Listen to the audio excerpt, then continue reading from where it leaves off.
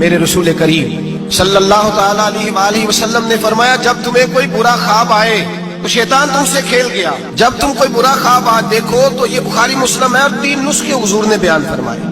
फरमाया तुमने अपनी बाईं जानब मुंह करना है और 3 दफा थूकना है। जरूरी नहीं कि थूक किया है, थू थू ही कर दे। ये नुस्खा बताएं घर जाके, ये नुस्खा आम नहीं, ये मेरे रसूल पाक का बताया हुआ नुस्खा है। और ये वो नुस्खा है कि पहाड़ टूट सकते हैं, दरिया बह सकते हैं, ये बात गलत हो सकती। सबसे बड़े पीरो मुर्शिद का नुस्खा है। मेरे रसूल करीम सल्लल्लाहु अलैहि वसल्लम ने फरमाया, बाईं जानब 3 दफा थू थू करे, थूके, और 3 दफा आऊज़ बिल्लाह पढ़े। और फिर हुजूर ने फरमाया, ख्वाब का किसी से जिक्र न करे। किसी को ख्वाब सुनाना, डरावना ख्वाब आए तो किसी को सुनाना, बयान नहीं करना। ये हुक्म दिया है नबी पाक ने, हमें नसीहत फरमाई है।